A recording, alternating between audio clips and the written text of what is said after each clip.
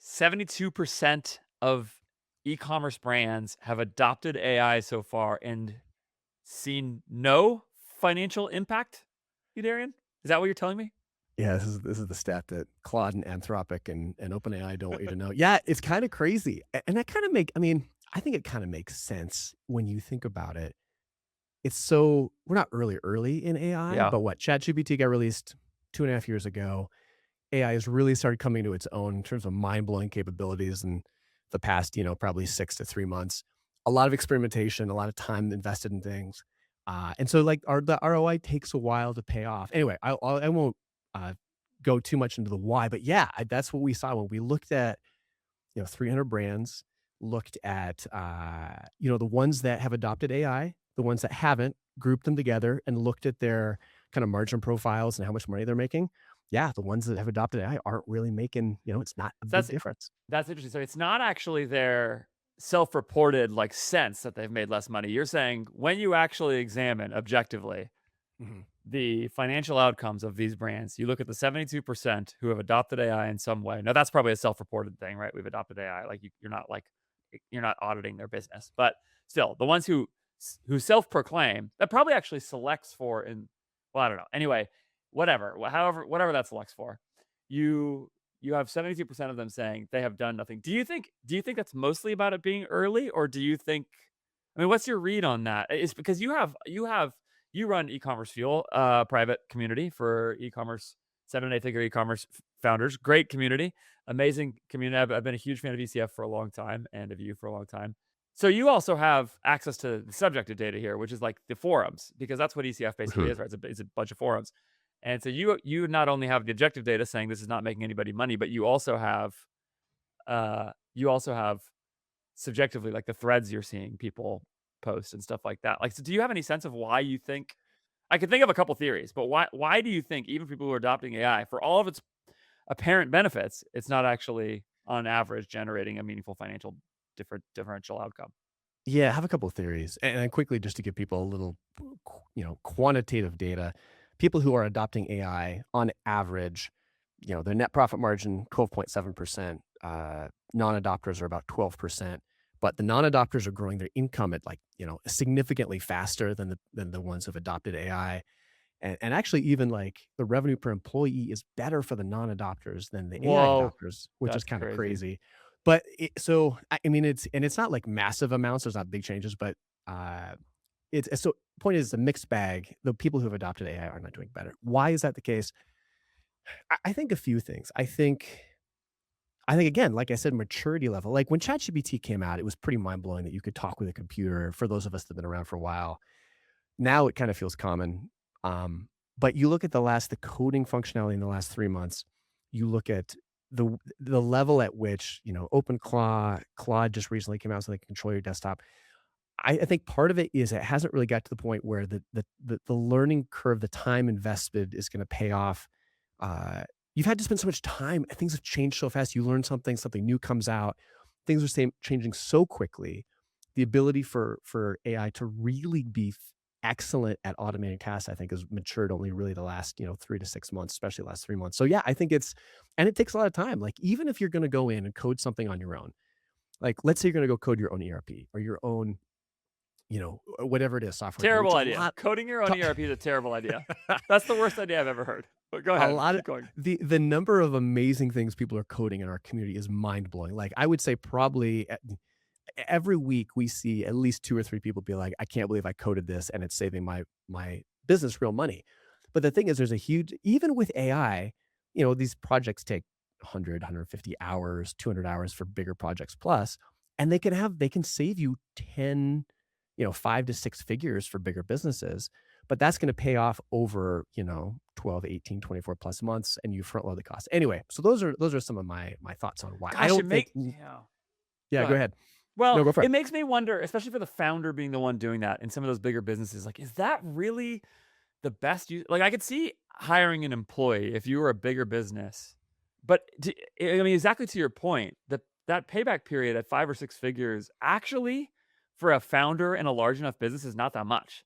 Like, like, if you're running a $20 million business, is that worth your time, or is it a better use of your time to try to figure out how to go from 20 to 30? Like, do you know what I mean? Like, it almost feels like, yeah, it's sort of it represents a genuinely hard problem. I don't want to sound like I'm giving an oversimplified answer. Like, it's interesting to think about what the actual outcome possibility is for use of time on this. And it I think it reinforces a little bit of what I see and think in general here, which is that the actual way AI will benefit e-commerce brands is not as directly as people think. It's not via, I mean, I'm sure it will impact their brands positively in regular ways. But for example, service businesses like mine, all the time that Patrick has put in building us an operating platform is now currently making our service better. Like, it is doing Mhm. that. And there's this question of, like, we can at some point either increase our productivity on our current brands, we can lower our prices. Like, we can fix. I mean, there's all kinds of ways you can increase the productivity. Like, so in that case, what would happen is that the benefit to the e-commerce brand would be that it would pass through a good service business, where the service business, because of what it does, is actually more poised to take advantage of the AI efficiencies. And our service now gets better and passes it along because our work is so process oriented that, like, Mhm. AI is really good at replicating that process. So, and maybe not the only answer, but that would be one of the ways it happens. You know, you've got Taylor Holiday tweeting somewhere at some point, like, a good growth op engineer at some point might be able to service thousands of brands or something like that, you know, all at a time. Now, I don't totally buy that vision for a number of reasons, but I think, like, yeah, it's interesting to think about that possibility that maybe that will be the one of the ways that it happens. So I don't know. I don't want to oversimplify it. It's very hard to tell, but Can react to I that can however I you kind want. of Yeah, yeah, parlay yeah, this yeah, yeah, into one yeah, of the other yeah, findings from the report? yeah. So you're a paid ads guy, paid traffic guy. I historically have been all organic growth. So I'm not objective. You're not objective here. We both come at this from our backgrounds. But the thing that I think was the coolest finding for me in this report was, there's a kind of longstanding narrative that paid traffic will kill your margins, right? Like, you got to pay the piper and it brings your margins down. And what I found was that companies who spend a lot on ads actually have very similar net margins to people who don't. And that blew my mind. And what I found is diving into the data is winning with paid is all about having a business cost structure that supports the ability to spend a lot of money on paid. And maybe this is not news for you and people in that ecosystem. It was for me. And so when you looked at, like, it was all about, and I can pull up some numbers here in a second. The people who were killing on paid, their net margin were the same, but what they were great at was having really low OpEx and having fantastic gross margins, right? And then being able to take the delta of that versus the averages and pour that all into paid traffic. Um, and so to me, going back to the AI discussion, even if you're early ballpark, whether it's service agencies that are able to charge less because of AI, or in-house capabilities you build in-house with AI that let you do more with less, like, that's gonna let you be able to compete and be able to pour more money into paid. Another crazy stat, 97% of brands that were in this report were using paid traffic. Only 3%, like, you can't survive today without some kind of paid traffic investment, which to me, as someone who, like, grew up with, bootstrapping brands with Google search and just kind of like guerrilla marketing, and it just made me really sad. That was like the saddest report I saw in this whole set of stat in the whole report.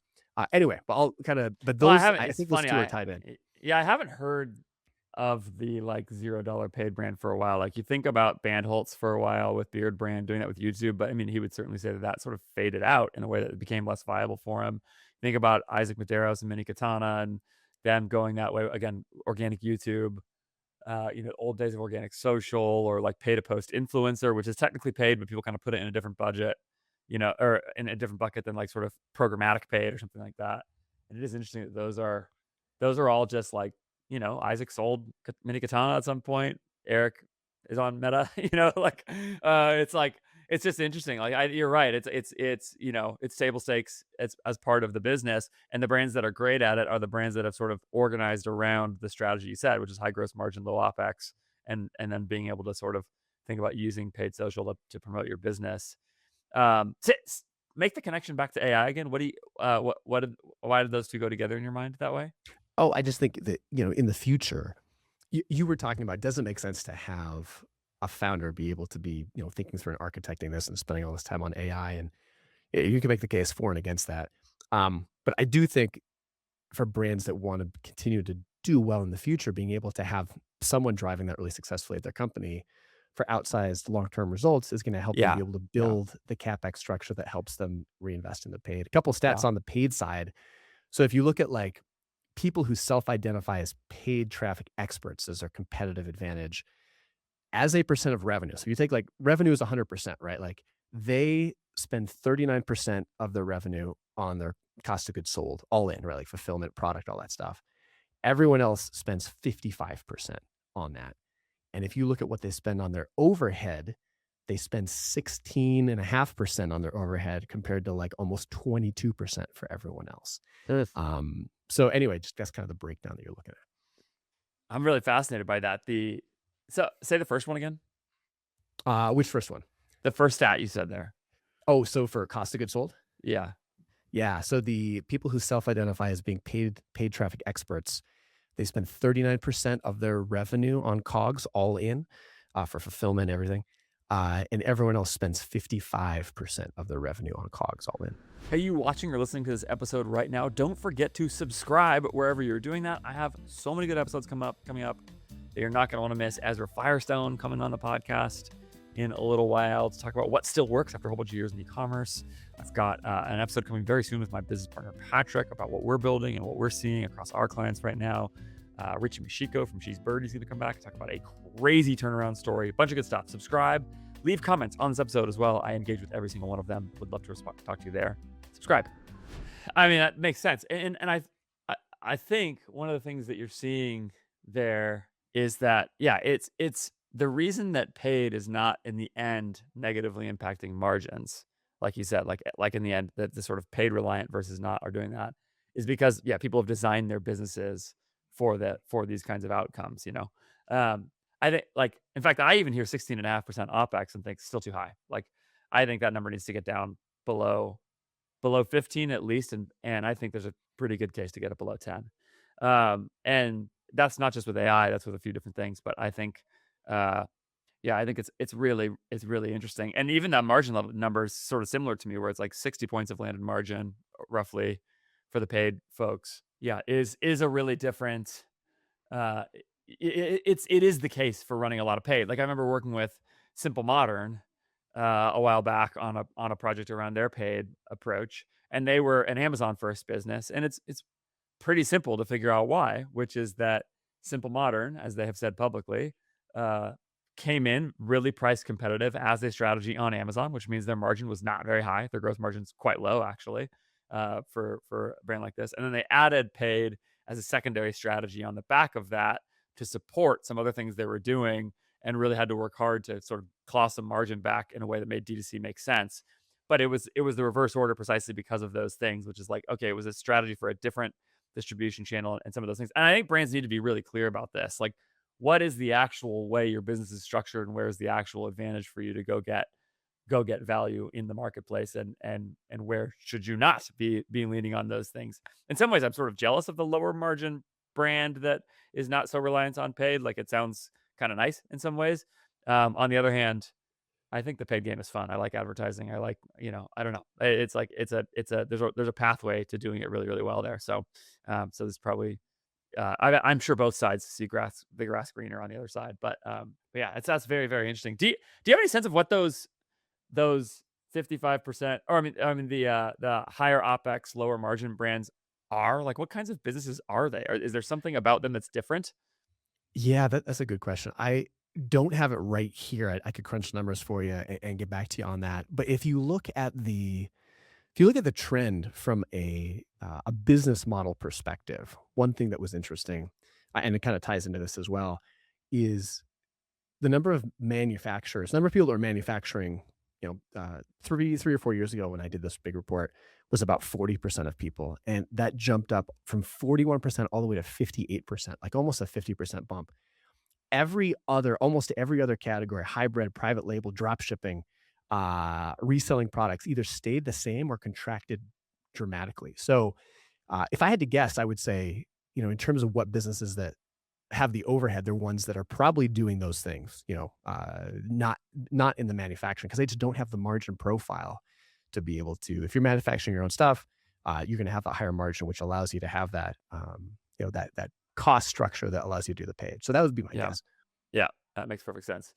Um, Anything else pop out to you about paid on this? What in terms of like, and besides the fact that um that paid works for brands, which I think in some ways is not news. Anything else strike you as significant about brands that are leaning heavily on paid versus not? Yeah, I think, one of the things is, and again, I am not a paid guy. You probably have better insights on the paid side looking at some of these results. But one of the things that came out of this for me was like being great at paid isn't about having great ROAS. I always think as someone who's kind of naive on the paid side, like, hey, you look at so if you look at everyone, the self-described paid experts reported an average ROAS of like 2.5x, whereas everyone else reported like ROAS of 4x, right? So you'd think like just in a vacuum, oh, hey, those people are doing great. Well, not necessarily. My guess would be that part of that is they're maybe not pushing their campaigns enough, right? Like your point is not to maximize ROAS. Your point is to get as much incremental profit and contribution margin as possible out of your campaigns that makes sense. That's part of it. Uh, and the other part of it is just that, yeah, you've got the margin structure to make that possible. So that was kind of interesting. That was kind of interesting to Mm. me.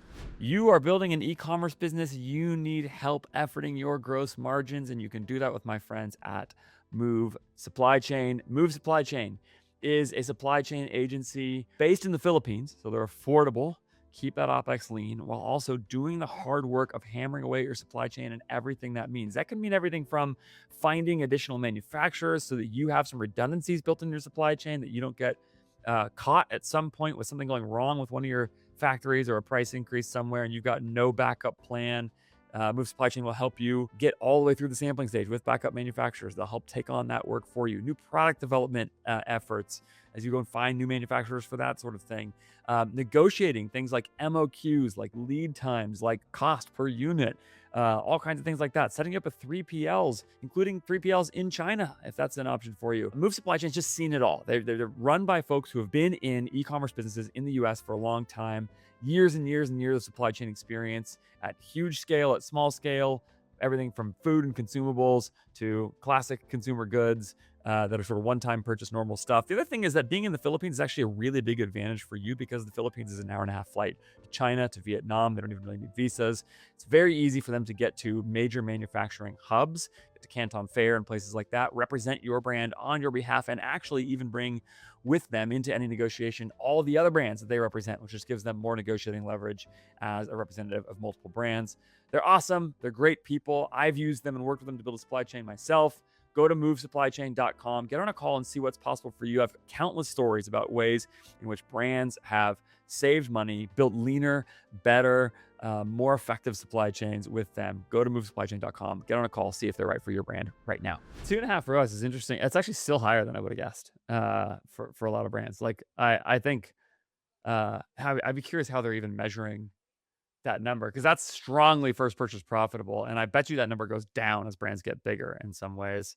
I don't know if that's true, but as the rule of thumb, yeah, the brands that are running heavy paid, I think see paid as a volume machine first and foremost, and it's sort of again organize the rest of their business around sort of solving the business while keeping the volume low. That's a true ROAS number, right? That's not a that's not like an MER number or something like that. That's like That's a ROAS number. Yeah. yeah, And we yeah, weren't okay, able yeah. to ask. Yep. That's ROAS. So, yeah, a couple other interesting stats on the paid side. So the ROAS for their top performing platform. So I asked, one thing that's tough, you do these surveys and they're already like 50 questions long. So you got to balance like wanting to know every single metric in Oh, like a of vacuum course, yeah. versus like killing people and just, having them claw their eyes out at the end of the survey. Um, but the ROAS for top performing platforms, Google was actually had the highest mean ROAS at 4.8 for the people's top reporting platform. Amazon was 4.5 and Meta was 3.5. So that was the ranking in terms of what we saw That's for people who that's were the the branded highest. search effect. That's Yeah, that just reflects that not that Google's actually delivering a higher return. It's a bunch of like, super ready to go traffic. I'm certain that that's good true, which point. I I didn't think even is think about interesting. that. Yeah, yeah, and that's the same with Amazon, right? It's like you got a lot of people searching your brand name, people who are about ready to buy. Um, Yeah, and then the Meta one, I'm sure also has some low funnel traffic in there as well, or just lower spends also as well. That is interesting though. It's an interesting point. You were gonna say, I think you were gonna say something else about paid there. Oh, I think I think it was the only other thing that was, on the paid side. Yeah, Meta Ads in terms of top source of traffic. Meta Ads is the top source of traffic for like a third of people.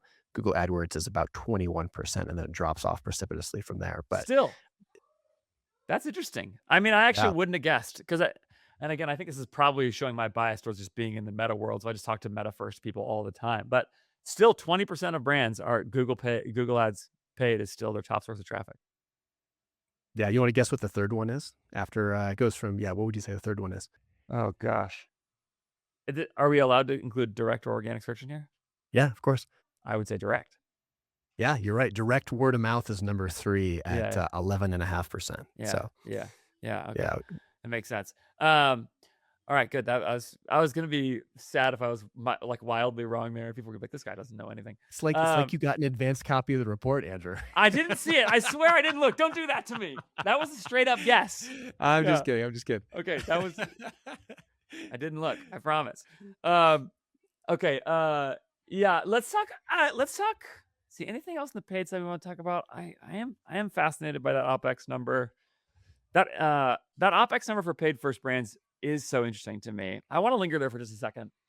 16.5% of revenue going to OpEx on average is interesting. That does mean that you've got a number of brands who are well below that, right? If it's an average.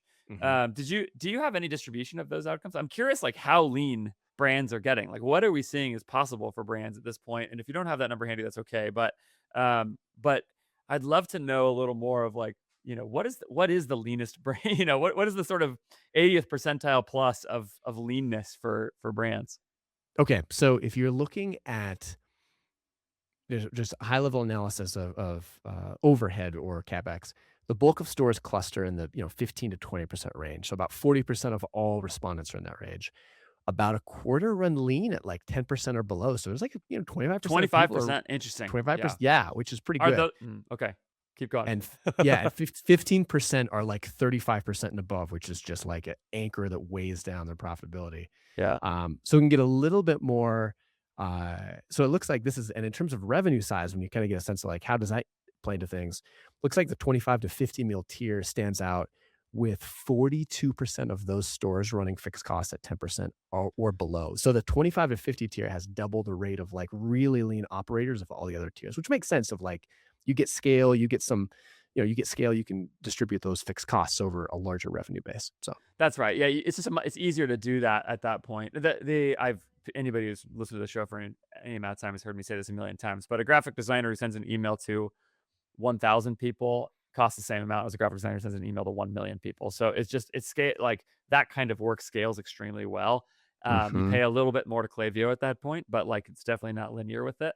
So um, I think there's I think there's a real thing there, but I also think it's something those brands ought to be aiming at, and I think it's probably also part of what's propelling their growth too. I think there's probably a cyclical element of that, which is that if you already start low, that means you have more profit, you have more cash to reinvest, and it's just a very big deal that brands get this right. I think really understanding and internalizing this to me is the case for D2C as a business. It's like it's really core to what makes the model work. The same way that like retention rates and gross margin are the case for SaaS, or something. Like it's just like there's just or just like consumer software products. It's to me it's just critical. Whereas high OpEx is part of that business, at least initially. So I think there's something there that brands just continue to need to really, really internalize and make part of their strategy. Is like, how do I build operationally an extremely lean team to accomplish my growth? And if you do that, you'll be able to grow faster because now you'll have more profit, more cash, all of those things. And at the same time,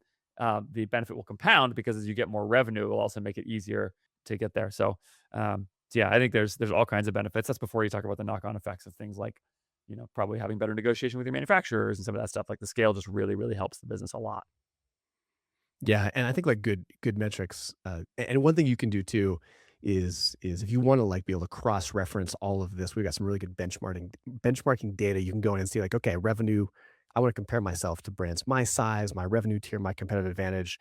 You can see how they look to kind of benchmark yourself. Ecommercefuel.com/blueprint. You can get the full report and all the benchmarking data. But for this, looking at your P&L, like a good rule of thumb, right? If you want to be great at paid, the brands that are doing well at paid are running at least 64% gross margins for their product, not just their overall COGS, but the product, and then Landed to 15% the or less. customer. Yeah. Yes, yeah, Yeah. and 15% or less overhead. So that's like a good, just very easy rule of thumb. Like, hey, how do I feel about that? Quick, quick and dirty. So I like that a lot, and I think people should go get that. People ask this question all the time, to me in intake things like, "Well, what's good? What's a good number here?" It's like, well, if you just read Twitter, you're gonna get a really skewed perception of that. But when you've got actually, 300 stores here with a wide range of outcomes, it's interesting looking at the revenue outcomes for these stores too. You've got, a real mix. The revenue distribution sits, the two largest categories are 1 to 2.5 million and 2.5 to 5 million. But then out from there, there's a bunch of stores in here that are 5 to 10, a bunch that are 10 to 25. Like you've got 4 stores that are 100 plus. So you've got a really good range, and 5 stores that are under 250. So you've got the whole range of the experience represented in these stores. And I think and 300 of them is a lot. So it's a really cool report. The link that Andrew just referenced is in the show notes. So you can go follow that and go to get the whole report, which I highly recommend. While you're at it, go sign up for Ecommerce Fuel. Go join the community. It's awesome. Huge fan. Like I said, it's great. ECF Live is actually one of the only events I go out of my way to go to. I love it. So it's great. thanks, man. It was good Yeah. having you. Good having you there this year. Hopefully, we can get you Yes. back next time. Yes, it was very fun. Okay. Let's talk one more thing on the marketing side. Then I do want to move over. We're kind of already going to the operations and some of that side, and there's a lot of really interesting operational stuff. But I want to talk about the place of Amazon Yeah. in all of this. Amazon, in my experience, being around you in the ECF world, everybody hates Amazon. It's just like people just despise it. And yet I also think it's this really valuable thing. But your data has something interesting. Talk about how Amazon showed up in the report. So Amazon, and again, I have to also go at full disclosure here.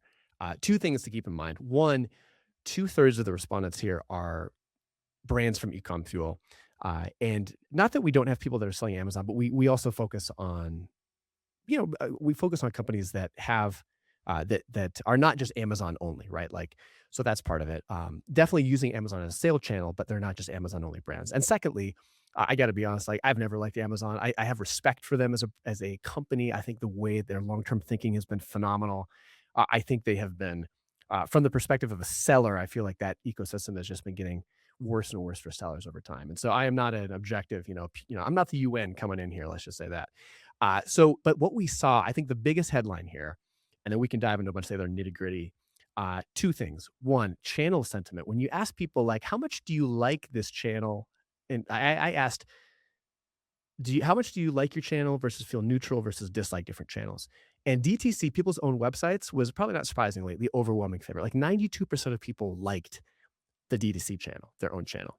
That percentage for Amazon was 17% of people liked selling on Amazon, right?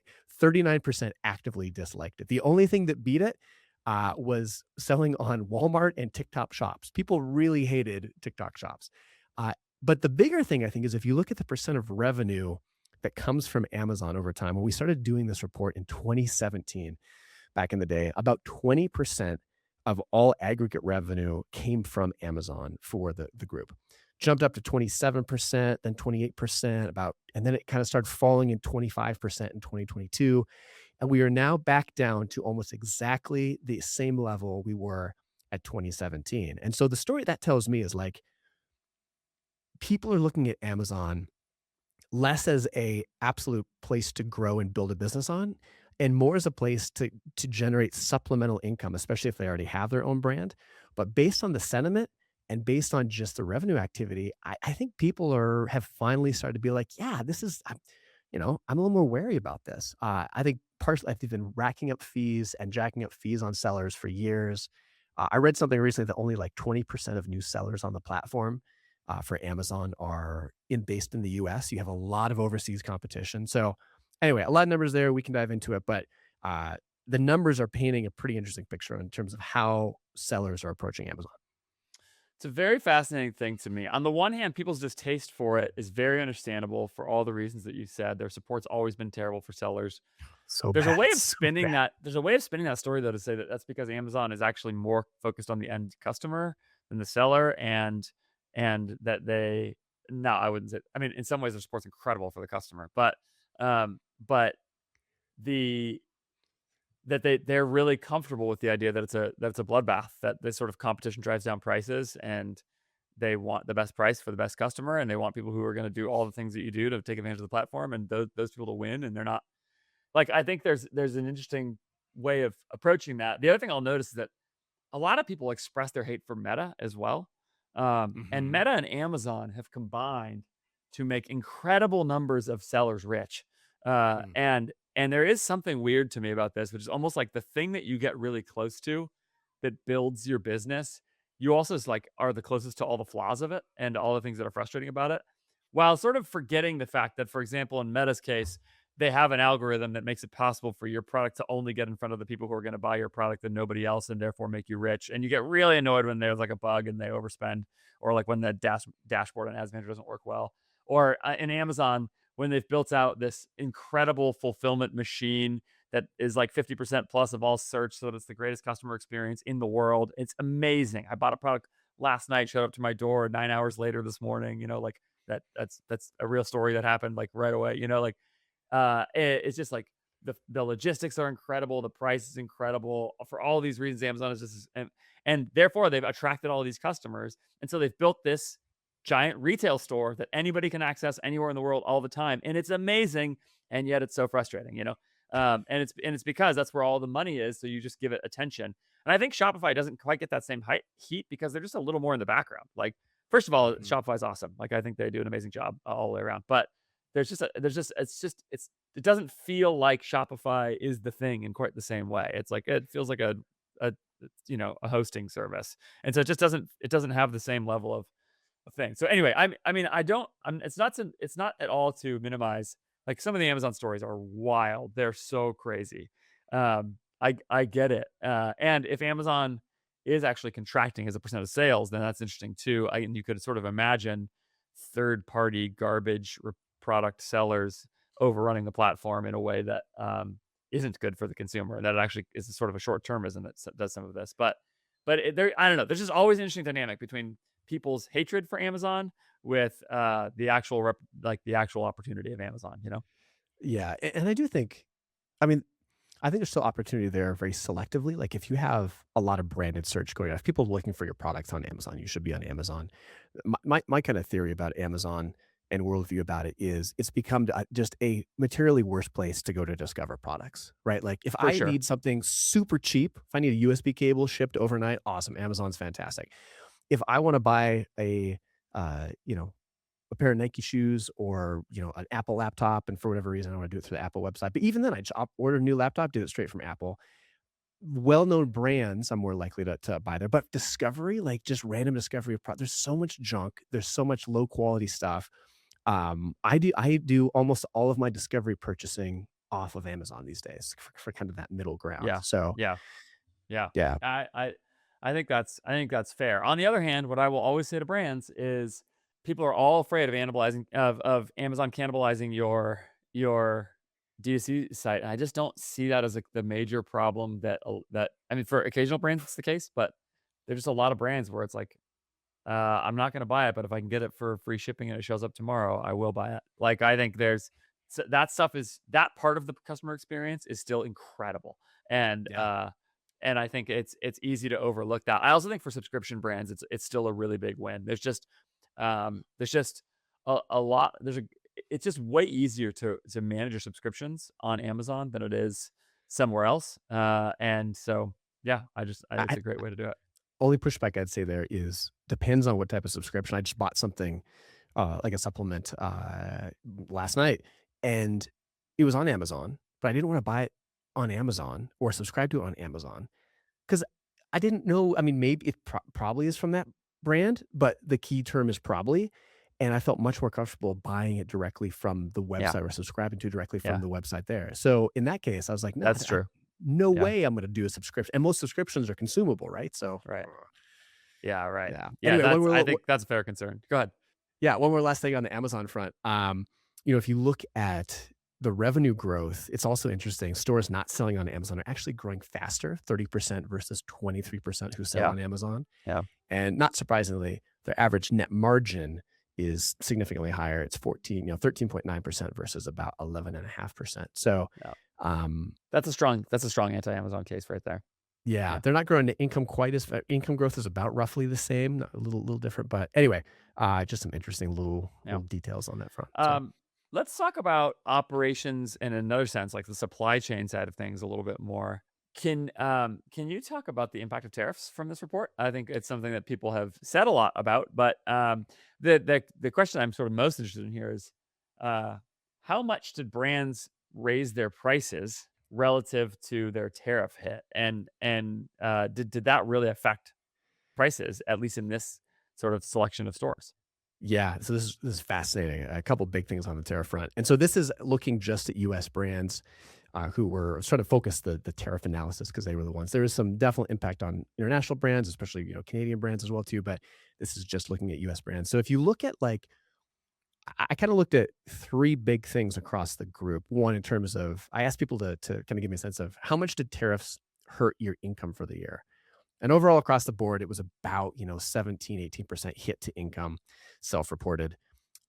People raised prices around raised their prices around 7, 8% across the board. But they took took a pretty big hit to those numbers are actually wrong. Actually, I redid this morning. Bottom line is brands absorbed about 25% of the tariff costs. So they passed on about 75% in terms of price increases, but 25% of them they kept they had to absorb, which hurt their margins. So that was part of it. If you look at like how many actually thought about moving their manufacturing to the US domestically because of tariffs, it was only about 4%. So like 4% are actively moving their supply chains to the US because of tariffs. About 10% are seriously thinking about it. And about 35% are giving it some consideration. And half were like, nope, it didn't make a difference. Not thinking about that. Last thing on this, and then we can dive into more detail where you want, Andrew. I thought this was kind of the biggest takeaway. So I asked people like, what's your biggest struggle in business? This was at the end of the report. Like, what are you most worried about right now? And you'd think like 2025, people will be like tariffs. This is my number one issue. Tariffs were like just a blip. Like the biggest thing, hiring and team was number one by far. Growth and revenue was number two. Marketing, growth and revenue and customer acquisition were like combined for close second. Tariffs were like 5% of people said it was the number one struggle. So to me, what that says is like I think that's more of a commentary on just e-commerce in general, right? Like the biggest headline all year for e-com was tariffs, and it's barely a blip because everything else in e-com is just brutal, at least in some of these senses. So anyway, we can dive into all those, but that's kind of high level stuff.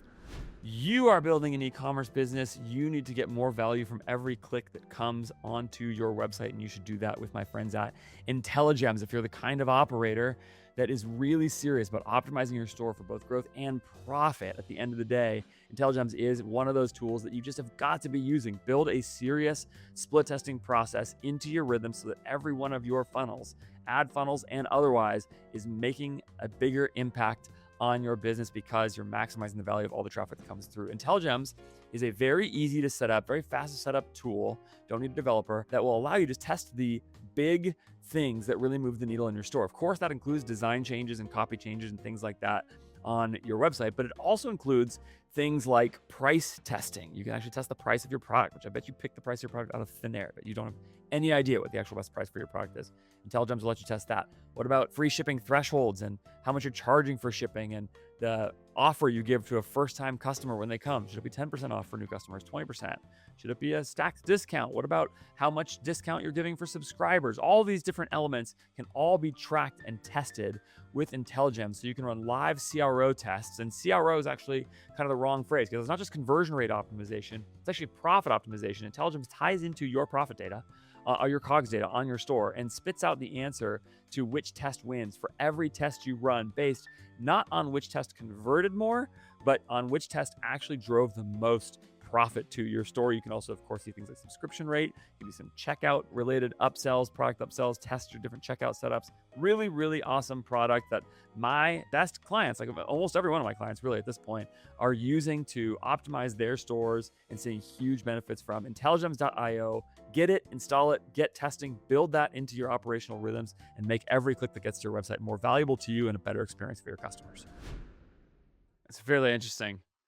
I also wonder if they wouldn't feel that way about growth if they had better margins because their tariffs were not, you know what I mean? Like you could probably grow faster if you could spend more and you know whatever. So anyway, but if your margins make that harder, um, I I'm interested in the tariff question around how much those stores impacted their net margins. Do you have anything about sort of higher tariff or brands having 25% of the cost absorbed into the brand? Is that basically a reflection of a net margin change in those businesses, or are you saying?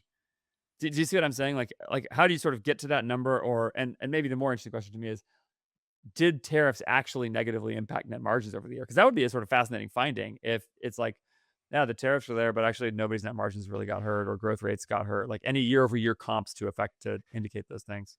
Yes. So a couple things. One of the biggest trends, long-term trends that you're seeing, and this was exacerbated this year, especially based on a couple of years ago when we did the report, but it's been a trend that's been happening for the last almost decade. If you look at gross margins, so gross margin again, how much you have after, what your margin is for your products, your gross product margin. Those 10 years ago, were like 39%, and they've gone up to almost 50%, partially because so many people have moved to manufacturing, which is a higher gross margin business, right? So you see gross margins increasing. At the same time, net margins, how much you keep at the end of the day after everything's all said and done, have gone, 9 years ago from 17.7% down to 10.6%. And even from just a few years ago, they went from, like about just north of 15 to down by 10.6%. So yes, you do see, I don't have year over year data, but on a multi-year and a definitely almost decade, trend line, uh, you're seeing this diversion of margins of like, the opening the gap, which is kind of surprising. And I think at least over the last 2 or 3 years, margins has definitely played a role in that. I mean, if your gross margin, if 25% of your tariff of your product costs, you're not passing along to customers, Yeah, yeah, that of can't, course. I mean, there's no way you're going to escape margin compression. Yeah. Is there anything related to the sort of non-percentage margin difference? Because one case you could make is that the reason the percentage margins have gone down so much is that stores are getting a lot bigger and they're basically making a purposeful trade. They're saying Mm. like they were a $4 million store with 17% margin before, and they're going like, hey, we could actually be a $15 million store now with 10%. I think I did that. I don't know if I did that math right, but whatever. You get the idea, right? Like Yeah. you could imagine a brand going like, we want to grow faster. We're willing to sort of invest in that. And so we're going to take a lower percentage margin and a higher total margin. Now that's a tough trade in e-commerce because the cash management in that process, you're playing the game on hard mode. But I'm just curious if you see that, you know. When you look at like what cohorts of revenue sized brands are passing their margin, passing the cost of tariffs at least along, um, the small brands do a really good job of that because they're probably in startup mode, right? Like they're leaner. They don't have customers that are as uh, they're just younger. They can move more quickly. They don't have as much history or memory or maybe aversion or as much to lose. But under a million did a great job. They passed almost effectively all of the price increases along. You get into that like 1 million to $25 million range, and those are the ones that are passing the least amount along. They're getting hit with much more of that, almost much more than that 25%.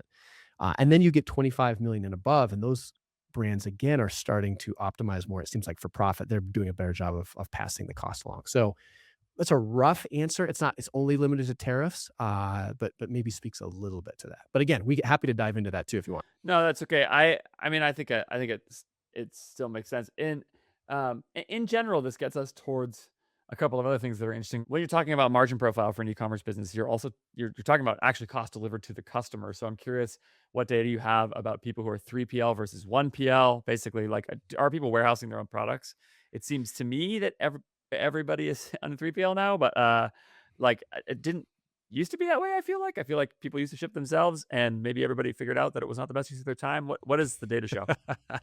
So this was kind of really interesting too. So if you look at, so we got about 300 ish ballpark brands of the people we have data for, the number that are outsourcing the fulfillment, either 3PL, FBA, or a combination of the two, is about half, about 153 people. But 90 of them are leasing a warehouse, so actually fulfilling on their own, but they lease it, and about 60 of them, so 20% own their own warehouse. And one of the things that was most surprising to me as well was owning a warehouse was a very large determinant of not doing as well, especially on the growth side. And I don't know if this was uh, because and even when we controlled for business size, right? Like you'd assume like, hey, businesses, they get bigger, they generate cash. So like, where am I going to put this? We're going to invest and buy our own warehouse. And that's kind of a correlation between businesses who have slowed down their growth and have extra resources. But even when we controlled for the size of business, this still came up. And so if you look at like average revenue growth for people who, if you own your own warehouse, your average revenue growth is like 4% versus 30-ish% if you lease or outsource. Your net income growth is 15% if you own your warehouse versus about 40% if you lease or outsource. Even your net margin is a little bit smaller, not as much, but 9% versus 10% or 9.3 if you lease or own. Um, Another thing that's interesting is like your inventory as a percent of revenue is also much larger if you have a warehouse, and your turns uh, are also impacted. So anyway, it was just interesting because I did not expect there to be that much of a drag of owning your own warehouse. So to your point, like everyone starting to do to have someone else do the fulfillment is very much shows up in the data, and it seems like it's a pretty meaningful performance bump if you're not having to manage a warehouse or at least own one. Do you think that there's do you think that's causal? Do you think that the warehouse is dragging people down, or do you think it's like selecting for people who are maybe focusing on the wrong things, or like what's going on there? Yeah, that's what I wondered that too. But again, we controlled for revenue. So in these results, this is people that are only 1 million to $10 million in sales. And so you'd expect like, okay, this would happen if you included a lot of the big players in there. And if you had, uh, but if you have that same, if you have that tight of a revenue threshold and you still see that results, that's what made me think, okay, maybe people are getting overextended and they're having to put more towards their warehouse payment and they don't have as much from paid marketing. I definitely think there is part of it. There is some, correlation between you're more mature, but the fact that we're controlling for it makes me think there's actually something there too. So Like it's actually causally dragging you down. Like essentially, like you might just be doing that. I mean, I've the thing is like running a warehouse is hard, and it's at times it. And you hear this especially from people who stopped running their own warehouse, like what their experience of the before and after. I always think of Bill D'Alessandro talking about this. Like they ran their own warehouse, fulfilling their own stuff when they had a bunch of brands and all this. He had good people doing it, and eventually was like, "Oh man, this is so nice to get rid of this." I had another client who's also a ECF member who won't be named, but who said the same thing. Like they had their own warehouse, they got rid of it, and it was like they've had a number of problems with their 3PL, but still they would never go back. And it's just yeah, it's just it is. There's a reason why it's its own separate business. It's like having your own manufacturing. It's like it's a different mhm. business to run, and there are some cases in which it actually does make sense to learn the skills to do it, but those cases are pretty rare and not really what most people should be doing. Yeah, and it's tough too. Like if you think about who is going to be most likely to own their own warehouse, if you have fewer SKUs, it is easier to have a 3PL manage your fulfillment with fewer problems than if you have a ton of SKUs. And one thing that would be really interesting to do, and did not do this, but I'm kind of curious about it. There's a difference between companies that are growing quickly and companies that are durable, right? Like if you are there's a big moat. If you own a massive warehouse and you have every single replacement part for, I don't know, some obscure model train line or model train enthusiasts, maybe you're not growing at 40%, but you've got a massive moat, even if you have to tie up more capital. And so your business is going to last, it's more defensible on a 10, 15-year duration versus someone who's scaling really quickly.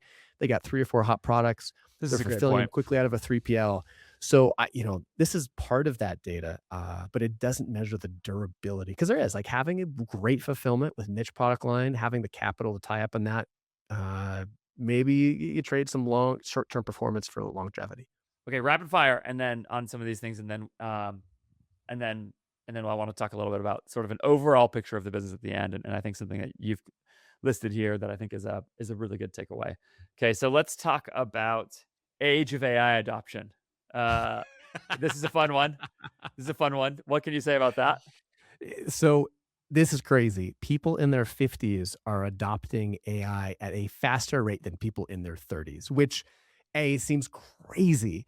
Uh, but once I saw the data and I started thinking about our community and thinking about the people who were building really cool tools with AI stuff, I was like, yeah, I pattern matched a couple and I was like, yeah, there's some people in their 50s that are making amazing stuff. So anyway, counterintuitive, but if you're in your Yep. 50s, more likely to adopt than 30s. Really interesting. It's also interesting though because the AI adopters are not seeing a financial reward from it. So it's like one thing I thought about earlier with that stat was maybe it's the shiny object syndrome problem that more experience would save you from, but maybe not because it's the older people who Mhm. are actually adopting it more. So Or yeah, or the judgment of, I mean, that's just adoption, but or maybe the yeah. people that are older have better judgment on what to apply it to, so they see fast rewards, so they stick with it more. I don't know. Uh, Remote versus in office, who wins? Remote teams are actually growing their profitability faster, which kinda makes sense, but they're not growing top line any faster is the quick little takeaway. Oh, interesting. So Yeah. well, but are they growing top line slower? No, it's about the same. Well, okay, so but if it's about the same, then what that says to me is it's pure savings. Yes. It's no impact Yes. on it's no this is the case that I think people just have got to keep making, which is like run a really low OpEx as a percentage of revenue and then make it lower. You know what I mean? Like just keep digging into it. There's ways in which this is the case. Most of us are bad managers, and so it's like you don't. The idea of just adding a bunch of people is hard. Anyway, okay. At what stage of business, Andrew, are brands seeing actual financial reward from their e-commerce businesses? Like, how big do they have to get before they're actually seeing real money from it? Yeah, yeah, you've gotta get into that kinda mid to upper 7 figures range, like 5, 6, 7 million. And even more importantly, you've gotta slow down your growth, to down to, like, to that 15-ish% top line level. That was one of the really interesting things. Yes, Um, say more about w that. That's so interesting. Yeah, because you think about, like, part of it's pretty intuitive. Fast-growing e-com businesses just suck up cash, and even if you're doing a great job of using, uh Sure, sure. financing it well, smartly, you're still it's just you're still growing your OpEx, you're still growing, and so you have to slow down growth to be able to start cashing things out. But the sweet spot, kind of the sweet spot about who was taking distributions was a salary plus small distributions seemed like it was the sweet spot for people to be able to like take money off the table, be able to keep growing in their business, be able to be more intentional about how they reinvested the funds that they had left, right? They had to be a little more careful. But yeah, that was kind of the point in terms of rapid fire. We can get into more of this if you want, but that mid to upper seven figures growth in the 15% range was where people could really start taking, more dividends. So I have been team grow slower for a little while, yeah. and it's for exactly this reason. It's the combination of things. One of them is I think you're less likely to kill your brand. You're less you extinction events are much Mhm. less likely, uh, and you also can take money out of the business, and because and those two are for the same reason, right? Which is that you just have more cash on hand, etc. Okay, a couple more rapid fire ones. Uh, what types of businesses feel or operators or whatever feel the best about the current moment and what ones feel the best about the future? So this is like the hope index, basically. Who is it out there that is like feeling really good? What can you say about them, about where things are at right now? Who feels really good about the future? Yeah. So I'm going to go through a handful of metrics. I looked at like the optimistic owners versus the pessimistic owners. So generally, I would say in general, owners were more optimistic than I expected, which was super cool to see. Can't be an Uh, entrepreneur if you aren't that. Can be an entrepreneur, for better for worse. Like 40% of people were like optimistic, like 9 or 10 out of 10, right? 40% of people were like cautiously optimistic, 7 or 8 out of 10. And then only about 20% were 6 out of 10 or lower. But if you look at the things, so optimistic owners versus pessimistic owners, they have higher conversion rates. Inventory turns per year was a big one, 4.4 over 3.3, because it makes sense. You're turning inventory faster. You have less tied up in working capital. Same thing for inventory as a percent of revenue, like 12% versus 15%. Uh, this is a big one. Optimistic owners were pessimistic owners rather were twice as likely to own a warehouse versus optimistic owners, which is just rough. Um, fixed overhead as a percent of revenue, pessimistic owners were at 25% versus 19% for optimistic owners. So again, going back to that beating the drum of building a lean machine, the number one struggle for optimistic owners was hiring and talent, and the number one struggle for pessimistic owners was margins and costs. So just a little sample Yeah. there, but those are some of Yeah. the high points. So, That's good. Okay. oh, All of this gets, please. one more thing. Can I one more thing? Yeah. I thought this was interesting. Hopefulness in terms of owners, in terms of who was most Yep. optimistic, increased almost perfectly based on revenue. So, like, the bigger you get, the more hopeful you become. And part of that might be intuitive, like you have more stability. But I also think like we're in an era where because attention is getting more expensive, just increasingly over time, like if you have it, if you're an incumbent, you have an advantage in the environment. So I thought that was interesting to see how that scaled. Yeah. Also, I've told the story before too, but there's an old story about when the Cleveland Indians or Guardians or whatever they were called at the time won 20 games in a row at one point a few seasons back, and there was this story in some sports publication about how the most amazing thing about the team was not their win streak, it was their locker room environment. That, that was their Oh side. They're yeah. talking about how they were just like this amazing locker room. And that's the dumbest idea for a story I've ever heard. Because if you win every night, of course everybody's happy in the locker room, like uh like if and that would be a remarkable story if they were losing all the time. But like everybody feels good when you win. And so the idea that you're more hopeful with more revenue is like, well, yeah, of course, like you're feeling awesome about things if that happens because yeah, I mean, it's not going to be a perfect correlation, but that's the case. I think the more interesting one is what is something you have here related to age, which is that the young and naive appear to be the more hopeful ones than the old folks, right? Yes, I mean, and I think this is maybe just I don't know if this is I don't know. You could say this too. You could say this is just a built-in feature of entrepreneurship. Like you're young, naive, you've got hustle, you see the world as your oyster, and this has always been the case. You could also make the case that like, hey, ecom has just materially changed differently, and people that are younger have a better grasp of what's working now versus Yeah, people that yeah, have been doing it yeah, for 10 or 20 years and are locked in their old. Hey, why isn't my SEO working anymore? And no offense, I'm an SEO yeah, guy. I'm more in yeah. those days too. Yeah, I don't know which one it is, but you see a very strong decreasing correlation between hopefulness by age. Like under 30, you're 8.4 out of 10 hopefulness. 60 plus, you're 6.4. Like it's just, like meaningfully different. So Awesome.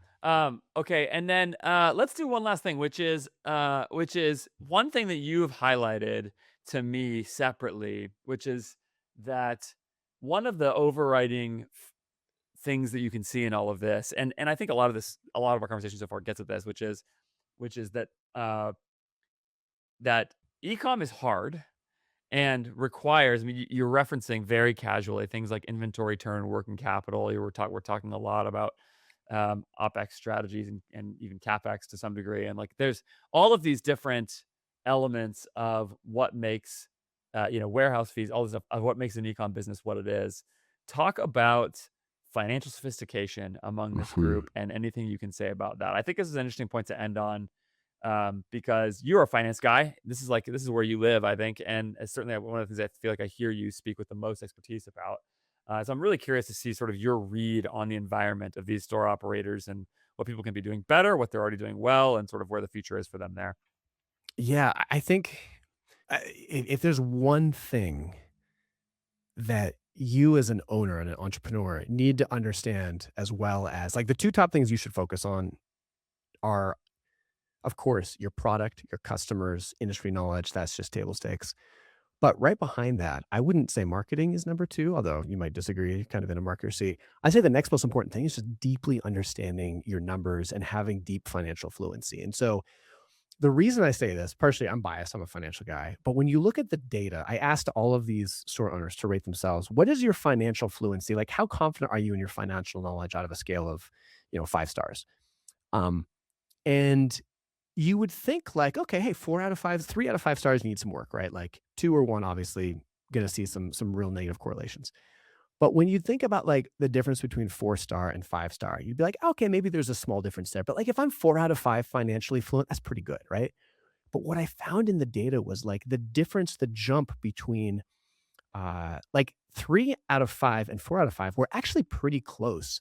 And it wasn't until people reported being like 5 out of 5, like I feel very confident in my numbers that you saw this massive bump up in terms of performance. Like, for example, if you look at the average net margin of someone who's a 3 out of 5, it's 10%. 4 out of 5 is actually 9.4%. You go to 5 out of 5 and it jumps massively to 12.9%, a huge bump, like 30% plus increase. If you look at the percent of people who are able to extract capital, right? Like you go from 37% of people who are 3 out of 5 fluent to 56% of people at 5 out of 5. Hmm. If you look at personal runway by business size, you see this. You see this in terms of net income growth. You see this all across the board. And so I think what the big takeaway for me, and this was also, here's one of the other things too that's interesting. I controlled this, the net margin kind of thing. I controlled this for, actually, this becomes even more prevalent when you control for business size. So one of the things when you're always trying to do this is you're trying to think, just like the warehouse thing we talked about, Andrew, is the reason that people are are growing slower if they own a warehouse because they're more mature. So you try to control for these things. So when I controlled for just people that were in a $1 to $5 million revenue only business size, the differences were even starker. If you're a 4 out of 5 financial knowledge in that cohort, you have a 9.7% net margin. If you're 5 out of 5, it's 14.3%. And so the amount you're able to extract from your business goes up by 50% if you go from decent at finance to excellent at finance. And so anyway, we can get more into the numbers here, but for me, this is it's just so interesting. It's also one of the reasons I just recently wrapped up a big series and course on financial mastery for ecom entrepreneurs that walks through everything from the basics to understanding the financial levers in your business, to understanding how much you should invest, pull out of your business, invest outside of your business, like the whole path of financial mastery. And if you're interested in that, you can get that course. It's free at ecommercefuel.com/mastery. It's an 8-part course. But yeah, to Free. me, Eight-part course on that for free. 8-part course for free. Yep. Incredible. But yeah, to me, that was such a stark difference between the 4 out of 5 and the 5 out of 5. I came into e-commerce probably at a 1 in terms of financial mastery. It was really, really low. Learned that one of the things I've been amazed at in life is how much there is to grow in this area and how much mastery there is, and then also how much it has had an impact on my personal life, personal finances, and so the benefits of it. I've just come to really appreciate the notion of doing the hard work to generate mastery on things that have outsized impact in your life in general. It's just almost everything works that way. And when you get it, what you end up with is a skill set. And I would say I'm probably a 4 right now on true financial sophistication. Like I think for an e-com brand or whatever, I've found that if you generate that kind of knowledge for yourself, which happens with experience in part, right? You do that with your personal finances, you do that in your business, all that kind of stuff. The more that you do that, the more it drills a kind of thinking into your brain and into your life that has shocking amounts of impact all over the place. You'll find suddenly that you're more helpful to your friends in certain conversations. If you're involved in a church or something like that, you can be more useful as a contributor there, or a foundation that you're on the board of or something, if you're involved there's just all of these little areas in life where these things cross over so much. So, and that's before you talk about being able to pull money out of your, the obvious things, being able to pull money out of your e-commerce business and stuff. So I just love that. I love that. It feels like a good challenge and nudge towards hey, go get this knowledge. It will be worth a whole bunch of money for you. Andrew actually has it and gave it to you for free on his website. Go there and go get it. The link for that's in the show notes for sure, as well. So anyway, thanks for that last note there, Andrew. Any final things that you want to say here? Anything like that? I would just say to everyone who participated in this, thank you. I mean, sitting down, hammering out 50 financial questions and business questions for something like this. Yeah, it's a big deal. So thank you to everyone who's participated in this. Thanks to the operators. They help partner up on this and spread the word on it. Yeah. And then if you want to get a full copy of this report, it's super in depth, a ton more charts and stuff we talked about. We had a chance to maybe probably cover half of it, as well as the benchmarking data in the back and kind of all the lessons. Each section I tried to lay out hey, what does this data mean for you? Not oh, hey, here's some stats and figures, but what are the implications for your business? What should you do? ecommercefuel.com/blueprint. If you want that financial mastery for ecom builders class, it's ecommercefuel.com/mastery. And then, yeah, if you're an ecom podcast listener, which you are because you listen to Mr. Ferris, I do a weekly podcast as well, the Ecom Fuel podcast, if that sounds interesting to you. It's talking about a lot of this kind of stuff. But Andrew, this Literally the first ever podcast I listened to in e-commerce, still one of the only ones I ever go back to and listen to now. It is great. Everybody should go listen to your podcast as well. dude, thank you, man. I Yeah. enjoy yours as well. It's always fun Thanks. to, especially on the paid side, like you know that world Yeah. so well, man. It's Yeah. always good to try to combat my biases, of which there are many and unfounded. So Can I read some titles of some current threads in ECF because they are reflective of the things that we're talking about? So everybody should go join ECF right now, or is that yeah, like as long as they breaking the don't thing? like out any like They're not owner going or to. business specifically, yeah, go for it. They're not going to. Yeah. So you're talking about financial sophistication. There's an amazing thread right now about a guy who is pulling money and going and buying commercial real estate as a tax related strategy. And he gives you all the details of why and how to do that. That thread is getting quite a few eyeballs, which is really interesting. And it's exactly one of these things, like having a deeper understanding of how the tax system works and what the advantages of doing that are. Yeah, it just tells you right there how to do it. Incredible. An exact playbook for how to get refunds from tariffs, which we talked about. I think that was insanely cool. Somebody posted like, here's what you do because of the Supreme Court judgment on tariffs ruling them unconstitutional. Like, here's how to get your money back. That's amazing. And then what was the other one I was looking at? Oh yes, okay, an ongoing 677 comment Facebook performance issues, because there's always those. So I'm engaging in there a little bit as well, trying to help wherever I can. Beast of a thread as well. Just people talking about like what's going on Facebook today. So anyway, there's a lot of good stuff there. People should go join ECF right now, ecommercefuel.com, and go check that out. All the links for all this, for ECF, for the full report, the financial course, for the podcast, are all in the show notes. So you just go do all of those things. Pretty much all of it's also at ecommercefuel.com. Youderian, always good to see you. Oh, Andrew, thanks for having me on, man. This was a blast and appreciate you talking through this stuff. It's always fun to geek out. Yep. Don't forget to subscribe wherever you're watching or listening. Thanks so much for doing that. Thanks so much to Andrew for putting together this report. Something I look forward to every year, actually, seeing kind of all the data, what's going on really in e-commerce across quite a few stores. It's really, really cool. You should email me any thoughts you have, any questions you have about this episode. Podcast at ajfgrowth.com is the place to do that. Or just leave it as a comment here. I read and engage with and reply to basically every comment. So would love your thoughts or questions there. Go to ajfgrowth.com if you're interested in working with me and my team on your business. Would love to hear from you if that's the case. And of course, a big thanks to my sponsors. As always, Move Supply Chain to get supply chain help in your business, and INTELLIGEMS, movesupplychain.com, INTELLIGEMS.io with the code Ferris20 to get 20% off your first 3 months at INTELLIGEMS. Links for those are in the show notes. And thanks so much for watching or listening. Like I said, I'll see you next time.